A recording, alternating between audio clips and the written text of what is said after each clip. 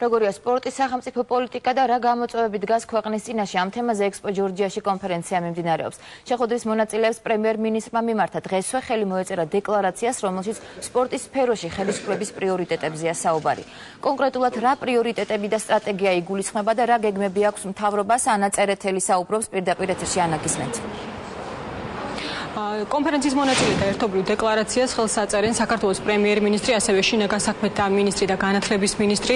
ამ დეკლარაციას ასევე ხელი მოაწერა სპორტის მინისტრმა. ამ ყველა უწყების ხელმძღვანელი თანხმდება იმაზე, რომ აუცილებელი არის შესრულდეს რამდენიმე პუნქტი, რაც მნიშვნელოვანი არის მომავალში ქვეყანაში სპორტის ხელშეწყობისთვის. კონკრეტულად საუბარი არის ახალგაზრდა სპორტსმენების ხელშეწყობაზე, შესაბამისი საკანონმდებლო ბაზის შექმნაზე, ასევე სპორტის ხელმისაწვდომობაზე და ევროპული გამოცდილების გაზიარებაზე. კონფერენცია გახსნა საქართველოს პრემიერ-მინისტრმა, რომელმაც მან მონაწილეებს სიტყვით მიმართა. ჩვენს გრძელვადიანი და რასთავარია სისტემური ხედვა ამ მიმართულებით. სულ ახალგან ჩვენ დავამტკიცებთ ძალიან მნიშვნელოვანი დოკუმენტი, რომელიც სპორტის სახელმწიფო პოლიტიკას ეხება და განსაზღვრავს სპორტის განვითარების სტრატეგიულ მიმართულებებს. ამ პოლიტიკის წარმატებით განხორციელებისთვის ძალიან ბევრი უნდა ვიმუშაოთ ჩვენ ყველამ ერთად. მინდა გითხრათ, რომ მთავრობა ინტენსიურად მუშაობს იმისთვის, რომ სპორტს ჰქონდეს მაქსიმალური ხელშეწყობა სახელმწიფოს მხრიდან და სახელმწიფო დაფინანსება ქართული სპორტის განვითარების საქმეში იყოს სოლიდური და ადეკვატური. ამ მიმართულებით ჩვენ კონკრეტულ ნაბიჯებს უკვე გადავდგით.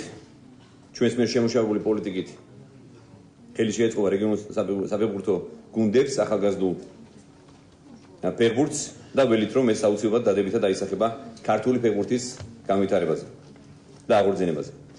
ამასთან ერთად ჩვენ ყოველ მხრივ შევუწყობთ ხელს ინვესტიციების შემოსვლას და დაფინანსების გზების მოძიებას, რომელიც მოხმარდება ქართული სპორტის განვითარებას. ჩვენი არაერთი ბიზნესმენი აფინანსებს სახელოვან სპორტსმენებს, ისინი კეთილსაქმეს აკეთებენ და ეწევიან ქველმოქმედებას.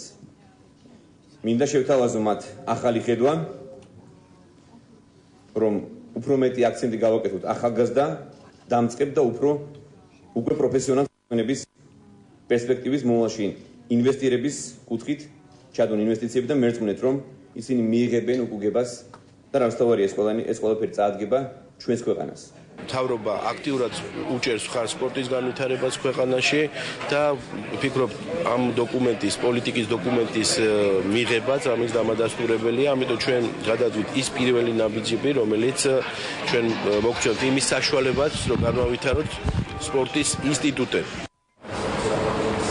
კონფერენციაში ასევე მონაწილეობენ სპორტული სფეროს წარმომადგენლები, ასევე ყოფილი ფეხბურთელები, უცხოელი ექსპერტები, რომლებიც ამ კონფერენციისთვის საგანგებოდ ჩამოვიდნენ საქართველოში, გამომდინარე იქიდან, რომ როგორც უკვე ცნობილი არის, საქართველოს მთავრობა მომავალში სპორტის განვითარებისთვის ერთ-ერთ მთავარ პრიორიტეტად ევროპული გამოცდილების გაზიარება დაასახელა. მთავრობამ მიიღო ეს გადაწყვეტილება, რომ სპორტის პოლიტიკა მთლიანობაში ჩამოყალიბდეს, რა მიმართულებით უნდა ვიაროთ ჩვენ. ეს საკითხები ძალიან ბევრი საკითხებია, აქ არის საუბარი სკოლის სტუდენტური სპორტის განვითარების, არის საკითხები ინფრასტრუქტურის, თვითონ მმართველობის, ოლიმპიური მოძრაობის, ძალიან ბევრი საკითხებს ეხება მთლიანობაში არის ის საკითხები, რომელიც დღეს აქტუალურია მთლიანად სპორტში. საქართველოს სპორტის ისტორიაში ვფიქრობ, ეს გადამწყვეტი მომენტია. თქვენ გაქვთ სპორტის საოცარი ისტორია და გყავთ დიდი სპორტსმენები. დრო ახალი პერიოდი დაიწყოთ, დიდი წარმატებების. უნდა გადაიდგას კონკრეტული ნაბიჯები, რაც გაწერილია სტრატეგიულ დოკუმენტში. ეს უნდა მოხდეს ყველა დონეზე. ჩანს ხარდაჭერა სახელმწიფოს და მთავრობის მხრიდან, რომ სპორტი მნიშვნელოვანი არის.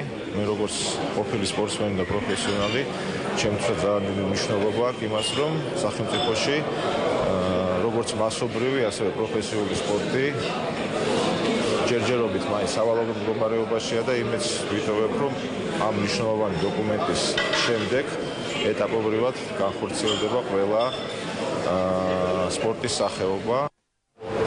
მე შეგახსენებთ, რომ გასული წლის მაისში შეიქმნა სპორტის სახელმწიფო პოლიტიკის განვითარების საკოორდინაციო საბჭო, რომლის მუშაობაშიც მონაწილეობს პირადად პრემიერ-მინისტრი. ამ საბჭოს მიერ მიმდინარე წლის აპრილში დამტკიცდა სპორტის განვითარების დოკუმენტი. სწორედ ამ დოკუმენტის მთავარ პრიორიტეტებზე იქნება საუბარი აღნიშნულ კონფერენციაზე 2 დღის განმავლობაში. მადლობთ, ანა, ეს ანა წერეთელი იყო.